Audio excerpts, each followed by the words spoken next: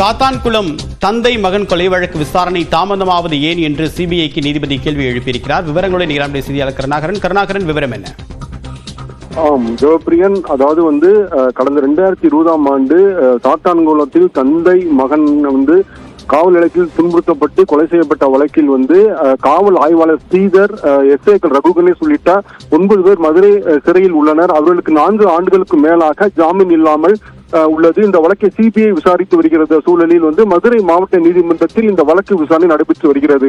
இந்த சூழ்நிலையில் காவல் ஆய்வாளர் ஸ்ரீதர் உயர்நீதிமன்ற மதுரை கிளையில் தனக்கு ஜாமீன் வழங்க கோரி மனு தாக்கல் செய்திருந்தார். அதில் வழக்கு முக்கியமான சாட்சிகளிடம் விசாரிக்கப்பட்டு விட்டது, முடியும் தருவாயில் உள்ளது, இனிமேலாவது தனக்கு ஜாமீன் வழங்க வேண்டும் என்று மனு தாக்கல் செய்திருந்தார். இந்த மனு நீதிபதி சக்திவேல் முன்பு விசாரணைக்கு வந்தது.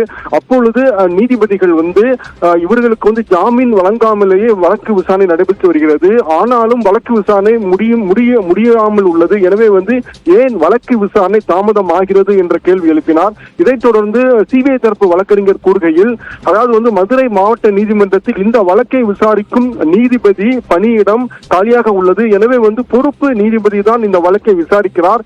எனவே நாள்தோறும் வாரம் 2 முறை 1 மணி நேரம் விசாரிப்பதால் மேலும் சாட்சிகளிடம் குற்றம் சாட்டப்பட்ட 9 பேரும் குறுக்கு விசாரணை நடத்துகின்றனர். இதனால் தாமதம் ஆகிறது என்று பதிலளித்தார். மேலும் சிபிஐ தரப்பில் முக்கியமான சாட்சி ஒன்றுதான் உள்ளது என்றும் தெரிவித்தார். அதைத் தொடர்ந்து நீதிபதி ஏன் இந்த வழக்கை கூடுதல் நேரம் விசாரிக்க கூடாது என்ற கேள்வி எழுப்பிய நீதிபதி இந்த வழக்கு விசாரணை குறித்து சிபிஐ தரப்பில் பதில் மனு தாக்கல் செய்ய உத்தரவிட்டு வழக்கு விசாரணையை வருகிற திங்கட்கிழமை ஒத்திவைத்து உத்தரவிட்டனர். தேவப்பிரியன், விரிவான தகவலுக்கு நன்றி கருணாகரன்.